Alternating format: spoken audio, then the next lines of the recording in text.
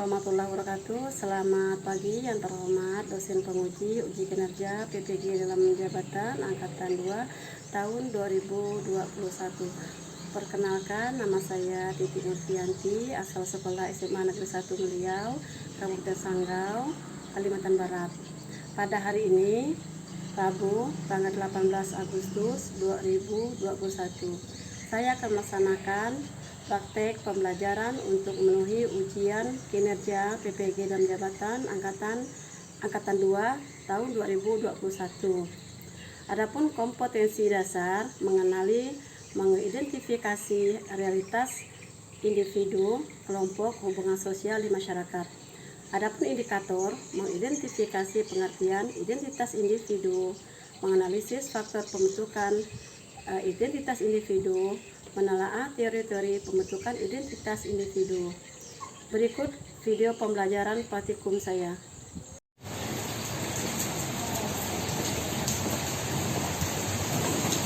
Selamat pagi semuanya.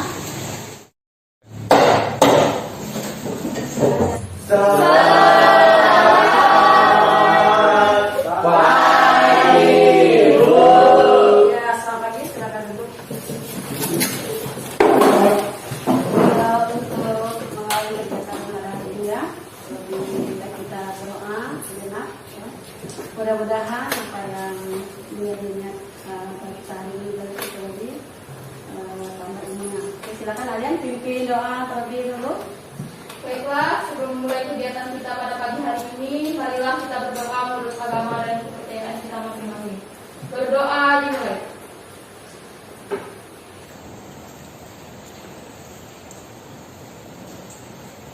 Berdoa selesai.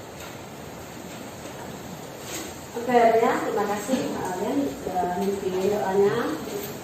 Ya, mudah-mudahan pertemuan kita hari ini ada pembelajaran sosiologi. Ya, walaupun dalam keadaan hujan ya, tetap semangat ya. Ibu. Ya, semangat ya, semangat ya. Ya, semangat. Oke, baiklah untuk memulai kegiatan hari ini, kita dulu apakah semua siswa sudah hadir? Kan sudah ada kayaknya ya? Ya. Ini ada sisa enggak ada ya? Ini kemana ada sisa nih? Jalan Ya. Ya, kemudian ke Bu atau Alian. Hadir Bu. Dia Safira Herawati. Hadir Bu. Titus Andrianus. Hadir Bu. Elia Susan. Ijil ya? Fitria. Hadir Bu. Tiara. Hadir Bu. Grace Marcia. Hadir Bu. Fadil. Tidak hadir Bu. Enggak ada. Kemana Fadil nih? Udah bikin. Ya izin Bu, nggak ada kendaraan. Ya, izin ya. Rizka. Hadir Bu. Noviansa. Ada Bu. Wahidin. Hadir Bu. Muhammad Nasai. Kedusen. Hadir Bu. Jaga. Ada orang nggak ada ya? Untuk semuanya. Oke, coba mau Mbak bisa agak sedikit duduknya. Posisinya biar tidak ngantuk ya. Ada Bu. Ya. Nah, baiklah, untuk pelajaran hari ini ya selamat bergabung di SMA Negeri 1 Meliau di kelas 10 ya. Selamat belajar di SMA Negeri 1 Meliau. Untuk hari ini kita mulai pelajaran sosiologi, jadi mengenal namanya sosiologi. Cuma di hari ini nanti kita belajar tentang identitas individu, nah seperti itu nanti ya tentang identitas individu. Nah, kemudian apa sih yang harus kita capai? Jadi nanti belajar hari ini ya untuk belajar tentang identitas individu. Nah, ada beberapa yang perlu siswa nanti pahami setelah belajar tentang identitas individu gitu ya. Tidak ada identitas individu dalam kelompok. Nah, apa sih yang ingin dicapai gitu ya dari belajar hari ini supaya nanti siswa bisa mengerjakan tugas-tugas di LKPD seperti itu ya. Nah, adapun nanti yang kita harus pelajari di sini ya, siswa harus memahami, menerapkan, kemudian bisa menganalisis yang namanya pengetahuan faktual, konseptual, prosedural gitu ya, kemudian merasakan rasa ingin tahu. Jadi mengenal namanya ilmu pengetahuan teologis di budaya, kemudian humaniora dan wawasan kebangsaan seperti itu ya. Nah, kemudian apa sih yang ingin dicapai gitu ya, nanti dari belajar tentang identitas individu. Nah, nanti siswa bisa dengan berjalannya untuk kegiatan pembelajaran hari ini ya, mengenal namanya identitas, realitas individu dalam masyarakat seperti itu. Nah, apa itu identitas? Nah, seperti itu nanti kita pelajari ya. Kemudian bisa menganalisis namanya bentuk identitas ini individu. Nah, setelah itu kita telah apa itu tentang pembentukan identitas. Nah, kemudian selain itu bisa menyusun namanya infografis mengenai teori pembentukan identitas ini individu. Nah, kemudian selanjutnya bisa mempresentasikan apa yang dipresentasi mengenai infografis tentang teori pembentukan individu seperti itu ya. Nah, itu yang harus bisa dicapai nanti untuk pembelajaran hari ini. Jadi ada beberapa tujuan ya. Jadi tadi ada beberapa tujuan tadi, ada bisa memahami identitas individu, kemudian bisa mencari teori-teori tentang identitas individu ya, kemudian bisa mempresentasikan tentang infografis identitas individu gitu ya, pembentukan identitas individu. Nah, seperti itu ya nanti yang harus kita pelajari. Nah, seperti sana. Nah, kemudian nanti silakan jika tidak paham silakan tanya ya. Nanti setelah pembelajaran ini ibu bagi dua kelompok tentang identitas individu. Nah, itu yang harus dipelajari ya, seperti ya. Nah, kemudian ibu rasa kalau yang namanya identitas individu gitu ya, karena ini mungkin materi baru yang kalian dapati gitu ya. Mungkin SMP-nya belum dapat, nah sekarang baru tahu ini namanya identitas individu dalam belajar sosiologi. Nah, seperti itu. Nah, kemudian nanti yang tidak paham silakan tanya ya mengenai yang kita bahas tadi. Ada poin-poin mengenai yang kita bahas ya. Jadi ada mengenai pengertian identitasnya, bentuknya, kemudian yang harus dipahami gitu ya di identitas individu. Nah, seperti itu. Oke, sebelumnya ada pertanyaan? Kita masuk ke pengertian identitas nanti. Apa sih identitas? Ya, silakan. Ada yang bisa jabarkan apa sih identitas? Karena kalian punya identitas ya di diri kalian ya. Punya KTP? Oh, punya. Udah punya KTP sekarang? Belum. Umurnya baru 15 tahun. Yang mau 16 belum. Yang kita KTP harus berumur 17 tahun. Nah, ya. Nah, apa itu identitas? Silakan. Ada yang ingin menyampaikan apa identitas? Nah, silakan. Nah, ada identitas yang tadi Bu tanya, ada KTP? Belum. Ada kartu mahasiswa? Belum mahasiswa Bu, ada kartu pelajar. Nah, itu ada identitas. Nah, ini Ibu ambil menurut teori. Menurut KBBI, apa itu identitas? Jadi merupakan ciri atau keadaan khusus seseorang. Artinya situ ada jati diri, ya. Jati diri kata menurut KBBI gitu ya. Jadi namanya identitas itu ada jati diri. Nah, ada kata lain? Ada. Menurut tanda sini nih ya. Nah, identitas itu terbentuk ketika terjalin antara di situ saya, kamu. Berarti kamu punya identitas ya. Oh, identitas saya nih ya. Apa identitas? Oh, saya, kamu saya, seperti itu ya. Nah, itu menurut benar tidaknya nanti kita kembali gitu ya. Nah, kemudian ada lagi identitas itu terbentuk ketika muncul interaksi ya, yang memunculkan pengakuan siapa? Dari orang lain ya. Oh, kamu agama apa sih? Islam ya.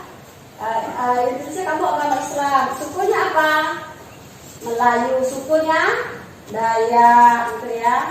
Jadi ada identitas diri sendiri terhadap kelompok. Karena saya bagian dari orang-orang Dayak, berarti identitas kamu kelompok orang-orang Dayak. Identitas saya kelompok orang Melayu, berarti identitas kamu berada di kelompok orang-orang Melayu, seperti itu ya. Jadi Jadi manusia sama dengan individu. Kemudian ada sosial, sama sosial itu dalam hidupnya. Yang situ ada kamu punya identitas. Bisa paham ya? Bisa pahami? Ya, nah seperti itu ya yang namanya identitas ya. Nah ada pertanyaan silakan. Jadi sama nggak identitas dengan individu? Identitas ya jati diri. Kalau identitas individu tadi manusia itu unik ya. Jadi ada namanya pembentukan identitas individu. Nah bisa kalian lihat. Nah itu ada faktor apa saja? Biologis, kelompok, ada geografis, ada kebudayaan. Nah terbentuk namanya identitas. Ya, identitas individu. Ya situ kalau boleh enggak Bu? Salah satu itu enggak termasuk. Bu faktor itu enggak ada faktor biologis. Ada nggak identitas individu? Tidak. Atau apakah hanya 4 ini aja faktornya? Ada faktor lain nggak? Biologis, kelompok, geografis, dan kebudayaan. Ada faktor lain?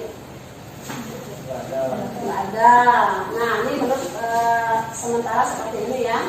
Ini namanya faktor pembentukan identitas individu dalam masyarakat. Ya, silakan ada pertanyaan.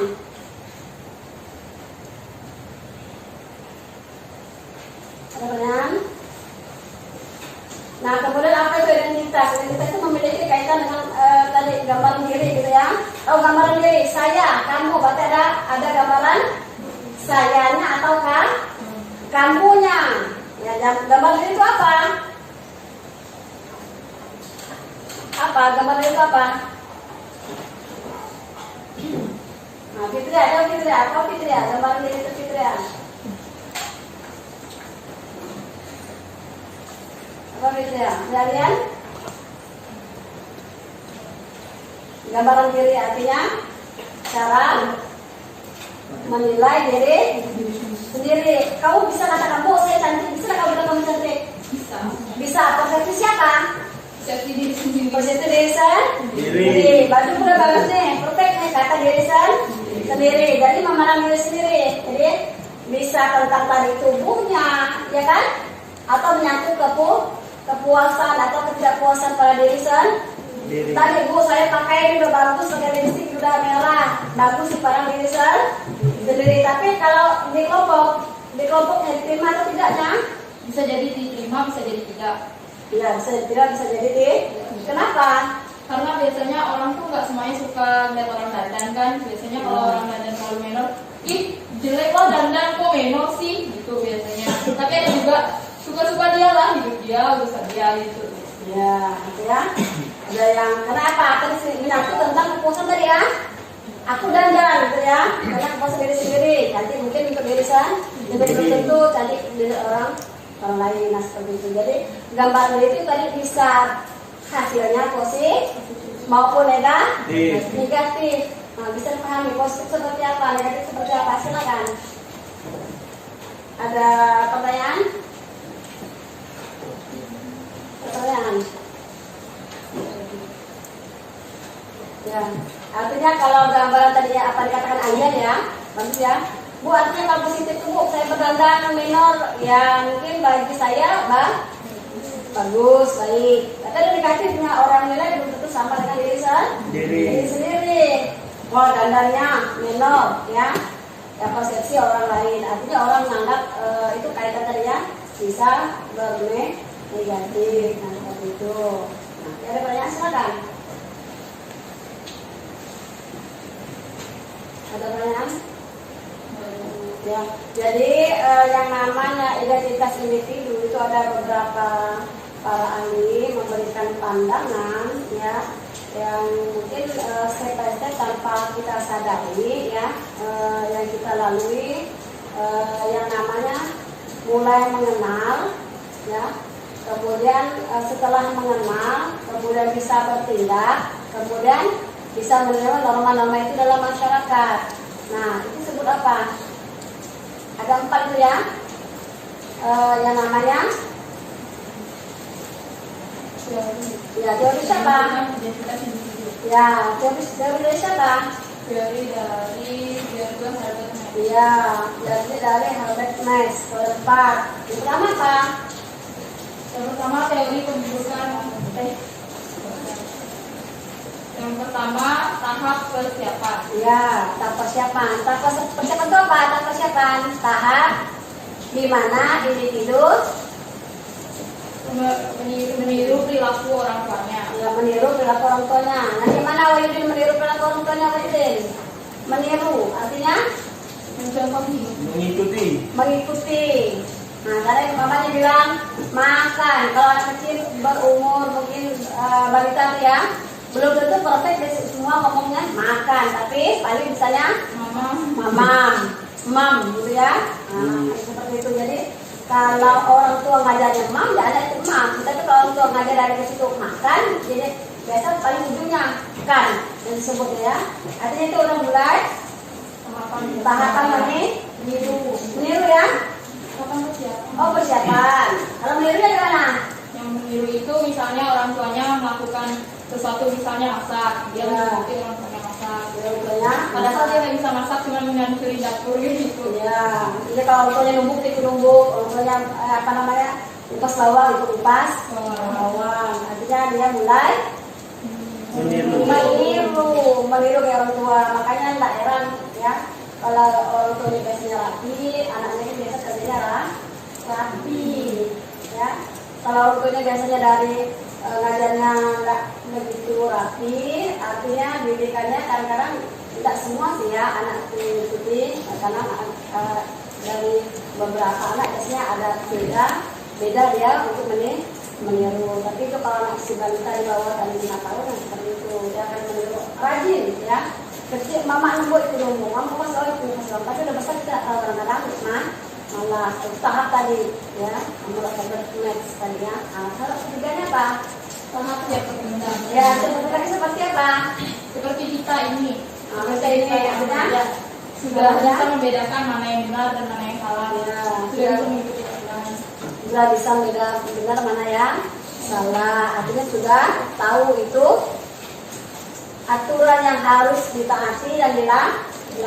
Nah, kalau remaja gini nih, kalau kita bilang jangan terlalu larut malam, kalian keluar, nggak boleh apalagi minjem kopi nih, ya, nggak boleh jam 9 nanti datang Satpol PP, ya, merazia, ya. Nah, jadi nggak boleh nongkrong seperti itu. Artinya kita udah bisa menilai mana yang lebih baik dan yang tidak baik seperti itu. Ya. Oke, ada pertanyaan mungkin? Tahap berikutnya, tahap order artinya tahap penerimaan normal. Ya, menerima norma-norma dalam masyarakat. Nah, seperti apa? Silakan. Menerima aturan-aturan yang sudah ada. Misalnya jika di berjalan menggunakan motor harus menggunakan helm. Ya, motor menggunakan helm. Ini lain? Artinya kan norma itu supaya tidak dilanggar, ya, jadi bisa kalian pahami gitu. Jadi kalau sekolah musim 7 harus masuk jam 7, tidak boleh duduk setengah 8. Artinya kalau ada konsekuensi harus jam 7 masuk on time, kalian setengah 8, artinya itu ada konsekuensi, ya. Karena ada norma yang ingin kita capai, ya. Berarti artinya nilai dicapai, berarti norma itu diikuti.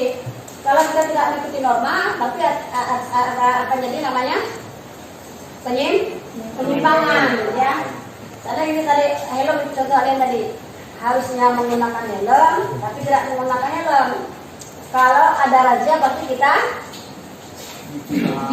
ditilang, ya. Artinya itu menyalahi aturannya ada, berarti tidak mengindahkan norma yang ada. Kenapa? Nilai itu supaya saya nanti menggunakan motor tidak dirazia, berarti harus menggunakan helm.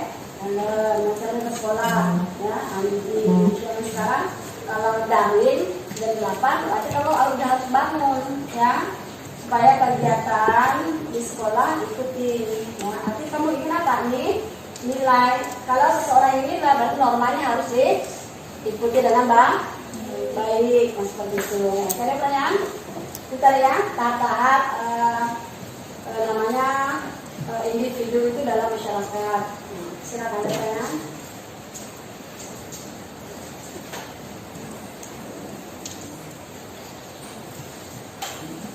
Ada pertanyaan? Kalau tidak ada, berasa bisa dipahami ya?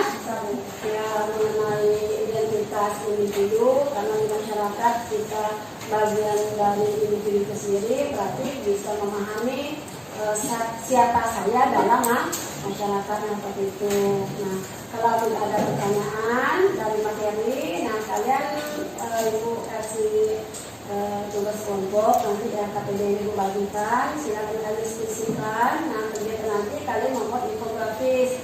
Jadi setiap kelompok itu tadi materi yang diberikan, kalian baca. Nah, buku paket tadi ya di halaman 61 sampai 63 silakan kalian baca. Itu ada beberapa menurut para ahli mengenai identitas individu. Nah, jadi setiap kelompok nanti menemukan dan mencatat biar KPD tadi ya yang diberikan. Nah, susun poin penting tersebut dari infografis. Info dari individu itu sendiri ya, seperti apa ya infografisnya. Nanti silakan kalian diskusikan. Nah, kalau yang bisa bawa presentasi dengan laptop silakan nanti menggunakan Microsoft Words-nya gitu ya. Nah, kemudian bisa menambah informasi lain. Mungkin ada gambar terkait tentang infografis yang menarik, silakan kalian masukkan ini bahan kalian diskusi nanti seperti itu. Nah, kemudian terakhir presentasikan gitu ya di kelasnya. Nah, artinya ini nanti bagi dua kelompok ya. Udah bagi kelompoknya ya? Udah. Kalau udah boleh kalian kelompok untuk kasih waktu 15 menit. Kalau memang bisa 15 menit ya, silakan kalian kerjakan. Nanti kita diskusikan. Ya. Oke, ada pertanyaan silakan. Boleh berkelompok ya. Bagi dua tadi yang disepakati kelompoknya silakan kalian kerjakan. Di kelompoknya nanti silakan dari sekarang. Silakan. Berarti kalau sudah selesai boleh dipresentasikan. Ya, nanti selesai dipresentasikan ya. Jadi kelompok 1, kelompok Alian, kelompok 2, kelompok Wahyudin ya. Nah, silakan kalian bahas ya untuk bahan kelompok ini. Silakan kalian bahas. Jadi yang diatas ini silakan kalian kerjakan. Oke, ada pertanyaan? Tidak ada, silakan kelompok. Tapi dari jarak ya. Dari jarak. Silakan. Kelompok 2 akan mempresentasikan hasil diskusi kami. Sebelum kami mempresentasikannya, perkenalkan kami untuk memperkenalkan diri. Perkenalkan, nama saya Alian. Perkenalkan, nama saya Krisna Syafrian. Perkenalkan, nama saya Muhammad Asep Isa. Baiklah, sebelum memulai kegiatan ini, Tidak bisa ditayang karena kami memohon maaf karena file kami tidak bisa ditayangkan. Jadi, kami menggunakan konsep manual. Baiklah, langsung saja masuk pada materinya, yaitu teori pembentukan individu. Ada dua teori pembentukan identitas individu seperti berikut ini. Teori pembentukan diri menurut George Herbert Mead yang termuat dalam buku Siswa Sosiologi untuk SMA kelas 10.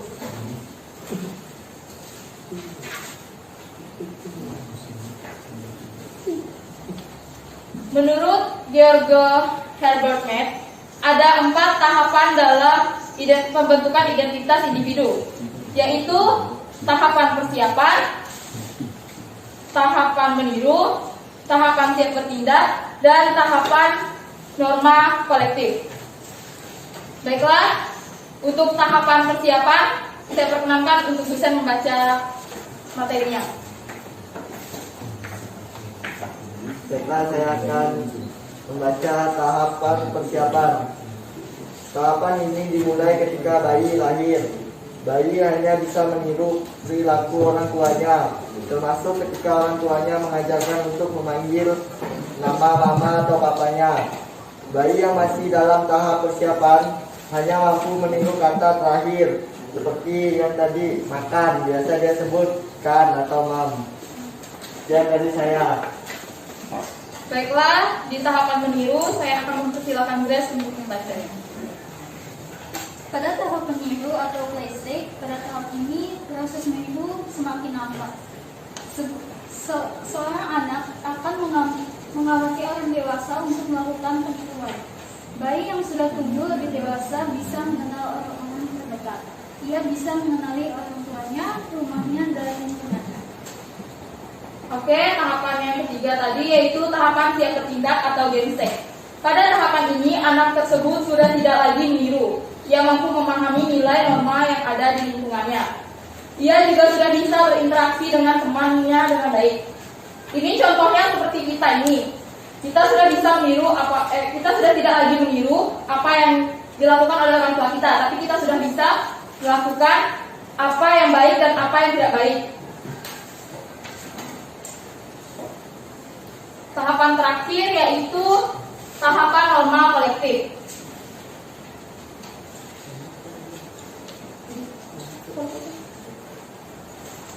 Baiklah, tahapan penerimaan normal kolektif. Pada tahapan ini, seseorang telah dianggap dewasa. Ia sudah dapat menempatkan dirinya pada posisi masyarakat secara luas. Ia dapat bertenggang rasa tidak hanya dengan orang-orang yang berinteraksi dengannya, tetapi juga dengan masyarakat luas. Ia mulai menyadari pentingnya peraturan, kemampuan bekerja sama dengan orang lain yang tidak dikenalnya secara mantap. Pada tahap ini, seseorang sudah menjadi warga masyarakat dalam arti sepenuhnya, serta sudah memahami tata aturan dan norma-norma yang berlaku dalam kehidupan bermasyarakat. Contohnya adalah Dewan Guru. Ini bukan contoh pada kita lagi, tapi pada Dewan Guru. Karena mereka sudah bisa berinteraksi dengan sangat jelas.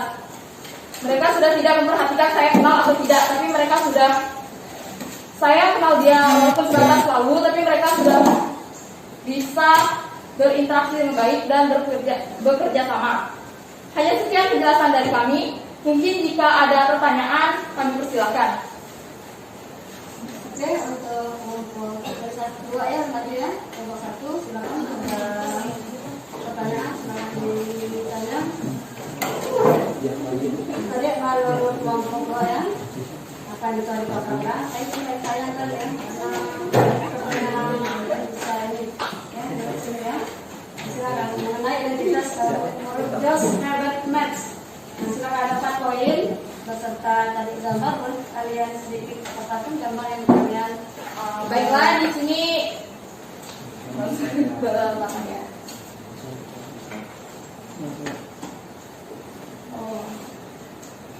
Ini contoh gambar tahapan norma kolektif. Ini contoh gambar tahapan persiapan. Ini tahapan meniru.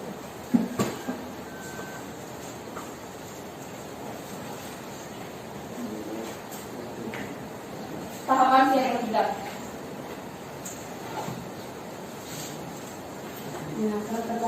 Oke, itu contoh gambarnya.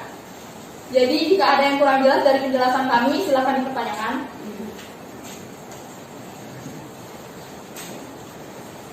Silakan ditanggapi. Nomor 1. Ini menurut Herbert Max ya, Josh Herbert Max. Silakan ditanya.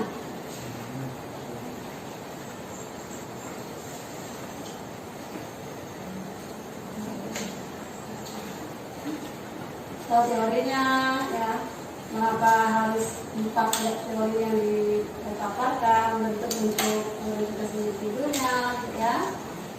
Apakah dari satu ada gitu ya, bentuk identitas faktor yang menyebabkan terbentuknya identitas individu tersebut gitu ya. Silakan. Karena ada salah teori tadi bentuk identitasnya menurut Herbert Max ya. Silakan. Ada pertanyaan, silakan ditanya atau di flash balik gitu ya, mengomentari hasil kelompok 2, silakan.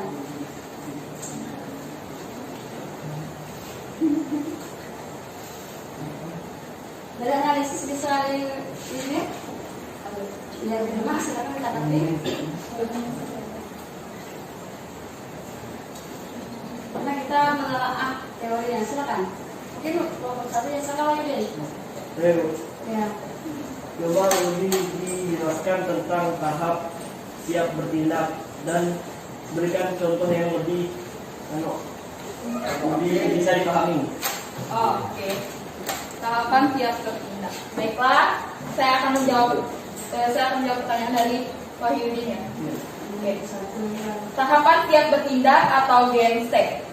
Pada tahapan ini, anak tersebut sudah tidak lagi meniru, yang mampu memahami nilai norma yang ada di lingkungannya. Ia juga sudah bisa berinteraksi dengan temannya dengan baik. Tadi kan saya sudah mencontohkan pada diri kita.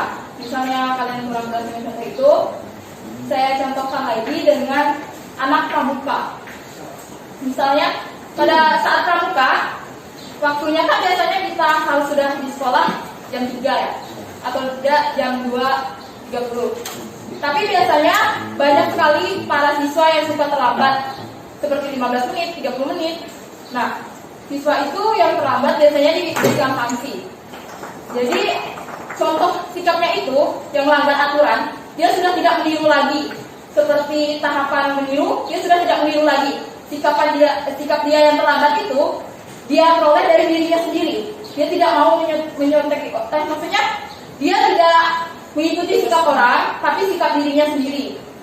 Tidak ada campur tangan dari orang lain dia terlambat, tapi karena kayak kemalasan atau kecerobohannya sendiri.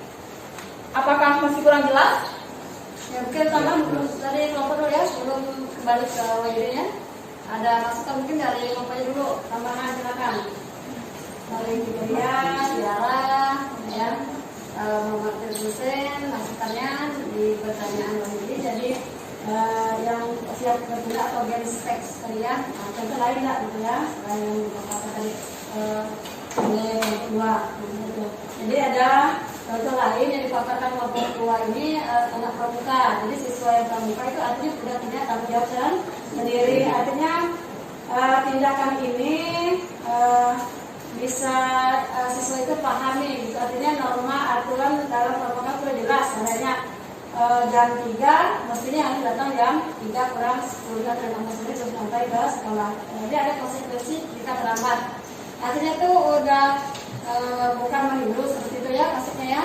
GENSTEK artinya sudah bisa menerima baik gitu ya yang ada di masyarakat. Artinya bisa saja ini hasil dari interaksi dengan teman sebaya seperti itu ya. Mungkin yang teman sebaya biasa pun minggu lalu si A terima kesini terlambat datang saling interaksi bawa sampah seperti itu gitu ya.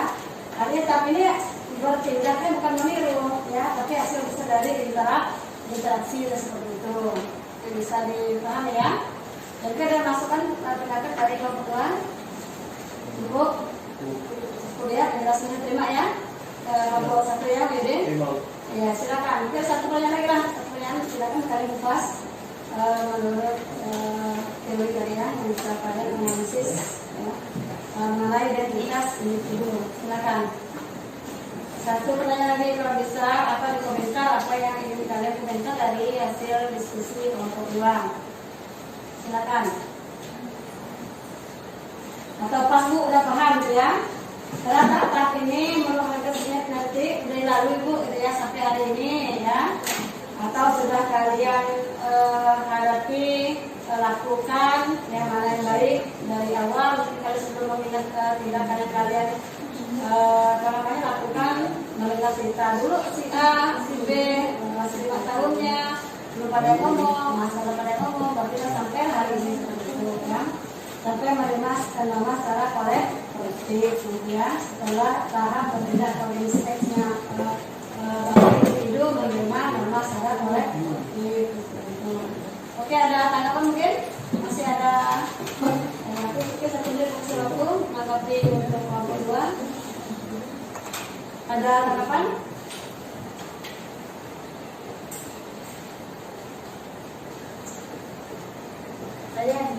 Ya, silakan Rizka. Bisa dijelaskan ulang nggak yang penjelasan yang terakhir yang nomor guru dan memberikan contoh selanjutnya. Tempat Hasil itu misalnya generation orders gimana?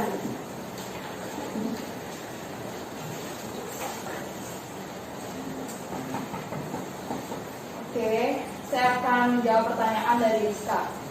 Pada tahap penerimaan norma kolektif, pada tahap ini seseorang sudah dianggap dewasa.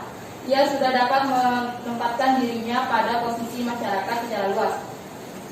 Ia dapat bertenggang rasa tidak hanya dengan orang-orang yang berinteraksi dengannya, tetapi juga dengan masyarakat luas. Ia mulai menyadari pentingnya peraturan, kemampuan bekerja sama dengan orang lain yang tidak dikenalnya secara langsung. Pada tahap ini, seseorang sudah menjadi warga masyarakat dalam arti sepenuhnya, serta sudah memahami tata aturan dan norma-norma yang berlaku dalam kehidupan bermasyarakat.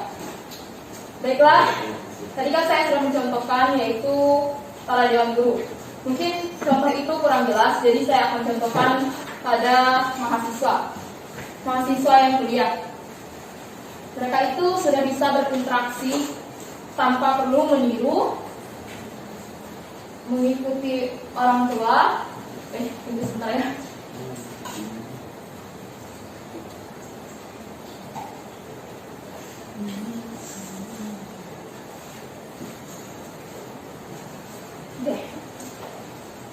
Contohnya tadi kan yang saya katakan yaitu anak kuliah. Mereka sudah bisa bekerja sama dengan teman-teman sebayanya tanpa perlu merasa khawatir akan saya belum kenal betul dengan orang ini, jadi kenapa saya harus bekerja sama dengan dia. Tapi mereka sudah tidak memikirkan hal itu. Yang mereka pikirkan adalah saya bisa bekerja sama dengan dia karena saya sudah mampu.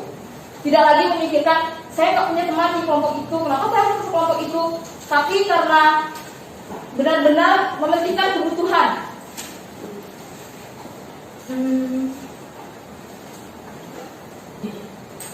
Dan mereka juga sudah bisa bersosialisasi di dalam masyarakat, sudah bisa menempatkan diri dalam masyarakat. Misalnya sedang ada diskusi, mereka tidak akan masa bodoh gitu kan. Misalnya kayak ada perkumpulan membahas hari ini, membahas gotong royong. Mereka mungkin biasanya kan waktu masih kecil kayak masih mahasiswa atau masih SD, mereka nggak akan mikir aku bisa ikut itu, kayak malu lah di situ orang-orang yang pintar-pintar semua. Mereka udah mikir kayak gitu. Jadi mereka tuh udah mikir aku udah besar, aku bisa berinteraksi dengan mereka. Seperti itu. Mungkin jika kurang jelas boleh ditanyakan lagi. Diskriminasi dengan penerimaan norma secara kolektif atau organisasi order ya, artinya siswa individu sudah mampu gitu ya berinteraksi dalam kelompok lain, kemudian bisa menerima dengan baik seperti itu ya yang diorganisasi ordernya. Oke, kita aktif untuk kelompok 2.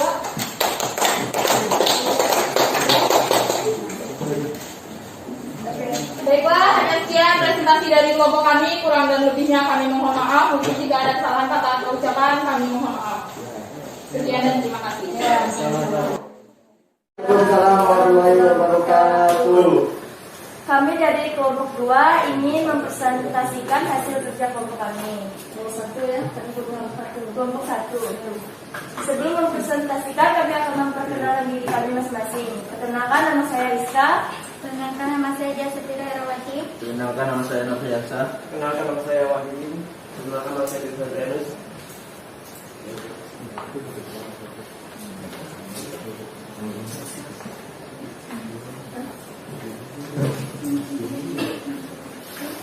Baiklah, kami akan mulai mempresentasikan hasil kerja kelompok kami.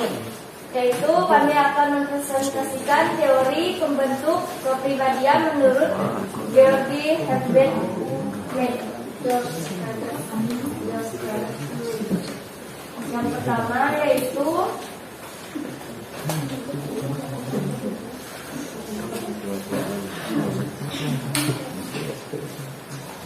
teori pembentukan individu yang termuat dalam buku siswa sosiologi untuk SMA. Tahapan pembentukan kepribadian yang membentuk identitas seseorang. Yang pertama yaitu disiapkan ya, untuk pada selanjutnya. Disiapkan ya.